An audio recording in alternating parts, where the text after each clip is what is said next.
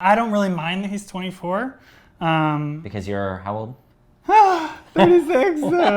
It's right. Or I'm like Jetty 38, Slate. so. Do you know what Jetty Slate? I don't know if you know the reference, but she like will like say her age, but she like sticks out her tongue in the middle. She's like, I'm 38 years old.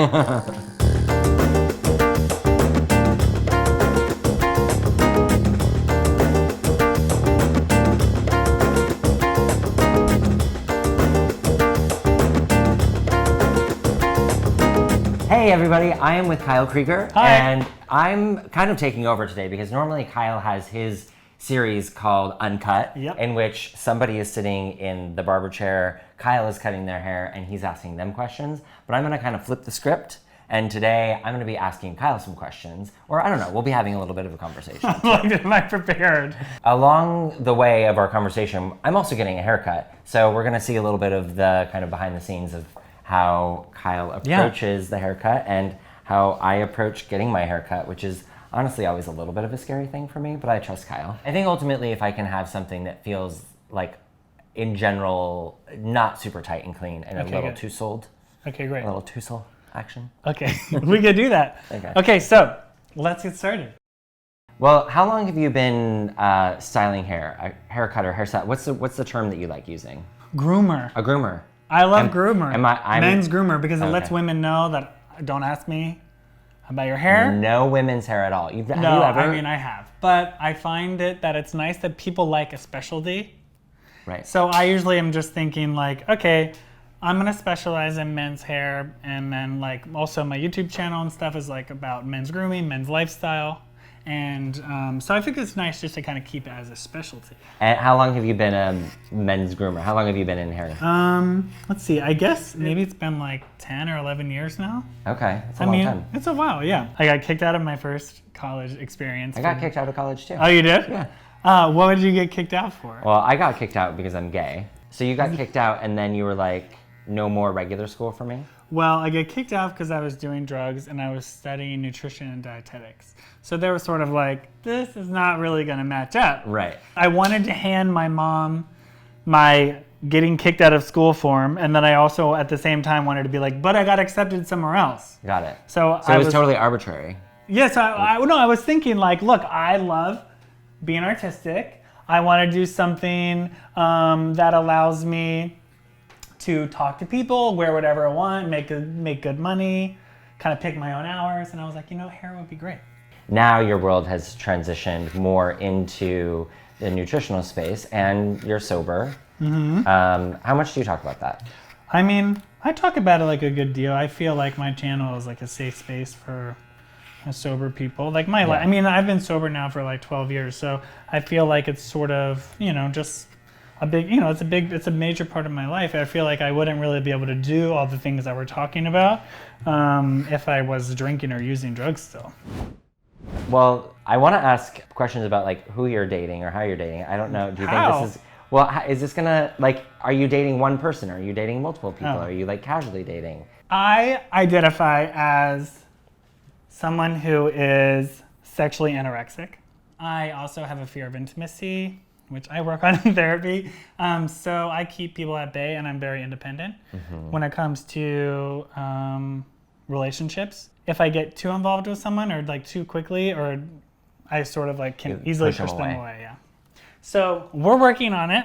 One of the main things that I like to carry through this relationship is disappointment, and like being okay with disappointment and expecting that people are going to disappoint you. And if you can be okay with a little bit of disappointment, then you can move on to like the next stage of your relationship, I feel like. But if you hold people to like this perfect standard that they sort of are just going to be perfect, and if they mess up, then like you're like, I don't know, it's like some huge thing, then I feel like it's more challenging to move forward. Whereas if you're like, yeah, he's human, he's going to disappoint me, and like we're going to talk it out and work through it, and then it's not that deep. Wait, can I ask you a few questions about dating? Oh, sure. What I think is like fun questions is like, what do you have like any deal breakers that if you were on a first date with someone that they would be like, if they did something, you'd be like, that's a no for me. Basically, first date do's and don'ts.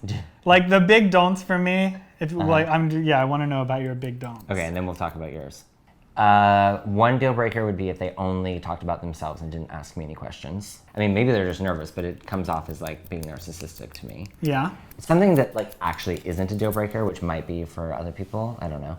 Like I don't actually care too much about somebody's fashion. Like the thing is, somebody can recover from that because I can just make them over. You're like, I love you, you're perfect, now change everything about you. What's your like no-go on a first date? If you chew with your mouth open, it's over. Really? No more?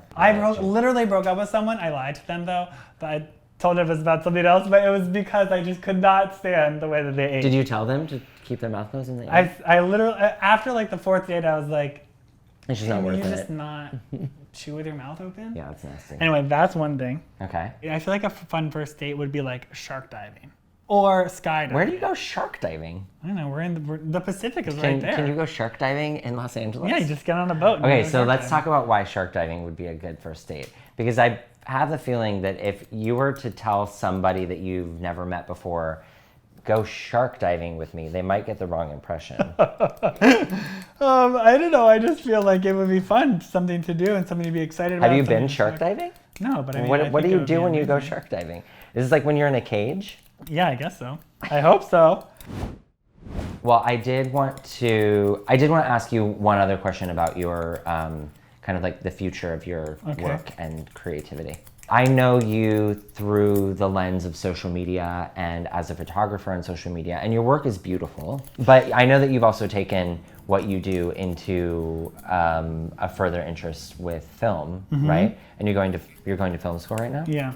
So what are your like goals and hopes and dreams with what you're doing with the like creativity of photography and film? I sort of wanted to tell larger queer stories. So I thought going to film school would maybe help me do that and sort of learn how to make a larger production and be able to like show something to like a larger audience. That would be like a narrative film. I guess, do you have something in your mind of like something that you want to do, like a big feature? Is there, do you have an idea? You have a vision for that? Can you just describe that at all, or are you sharing? No, I don't want people to steal my idea. Okay, so I'm gonna spray you down and clean up this little mop on top. Okay, great. We're not gonna do too much up here because I do like the length. I just wanna, just make it feel a little bit more fresh. Okay, so I'm gonna put a little product in there. Today we're gonna use a little Aveda product. And this one is just gonna add a little bit of density to your hair. It's also gonna moisturize, and it's a pre-style product, so I put it in before I blow dry. And it also smells really good. Yeah, it's like vetiver and I don't know, a bunch of masculine things.